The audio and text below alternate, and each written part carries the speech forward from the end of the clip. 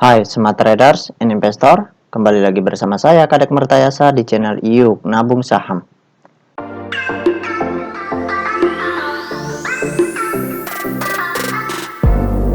Nah, di episode kali ini kita akan membahas salah satu perusahaan yang di-request oleh Agung Ariwangsa.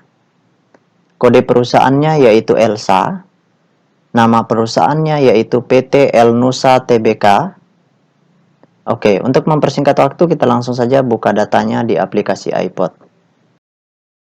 Jika Anda menyukai konten-konten kami mengundang Anda untuk mengklik tombol like dan subscribe agar Anda mendapatkan video terbaru kami setiap minggunya.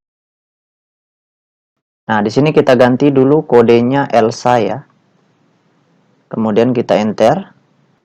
Nah, berdasarkan grafik dari perusahaan PT El Nusa Tbk ini atau kode sahamnya ELSA, dari bulan Januari itu harga sahamnya turun, kemudian naik, kemudian terus turun mencapai puncak terendah di harga 240, tepatnya pada tanggal 20 Agustus, kemudian harga sahamnya naik lagi, kemudian turun lagi, kemudian sekarang dekat level supportnya ya.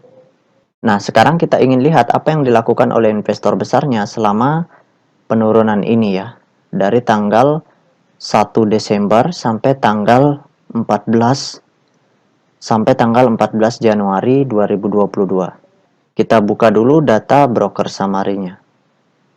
Oke, kita klik kolom Broksum. Kemudian kita ganti kodenya di sini ELSA. Kemudian kita masukkan dari tanggal 101 ya, Desember 12 2021. Kemudian tanggal 14 bulan 1 2022. Oke, kita show. Nah, berdasarkan data broker summary atau data transaksi dari perusahaan PT El Nusa Tbk ini, kalau kita hitung total lot yang dibeli dengan total lot yang dijual secara keseluruhan dengan menggunakan tools tambahan, yaitu Detektor, maka dapat ditarik kesimpulan bahwasanya dari tanggal 1 Desember 2021 sampai tanggal 14 Januari 2022, dalam periode ini investor besarnya melakukan normal distribution. Nah, selama investor besarnya masih distribusi, sebaiknya jangan dulu kita masuk. Jadi kesimpulannya ini sudah dekat dengan level support, kita perhatikan investor besarnya. Walaupun berada di level support kuatnya, kalau investor besarnya masih distribusi, jangan dulu masuk. Tetapi ketika investor besarnya merubah aksi mereka, yaitu akumulasi nanti di level support, barulah kita bersiap-siap untuk masuk.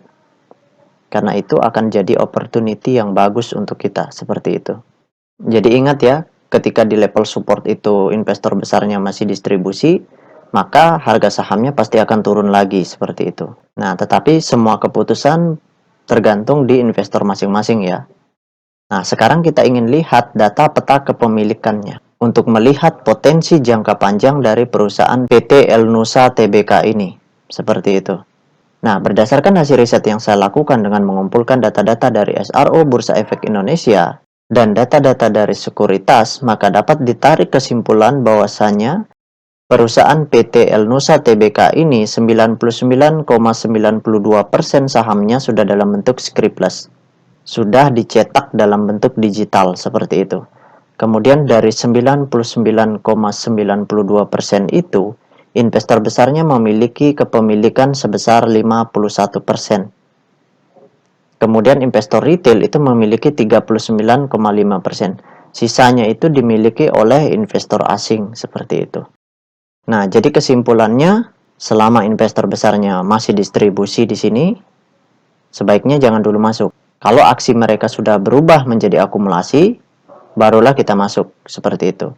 Kemudian kalau kepemilikan investor besarnya terus berkurang dari 51% yang ada, maka pertimbangkan kembali untuk investasi jangka panjang. Tetapi ketika kepemilikan investor besarnya bertambah dari 51%, misalkan menjadi 70%, maka potensi untuk investasi jangka panjang semakin besar, seperti itu.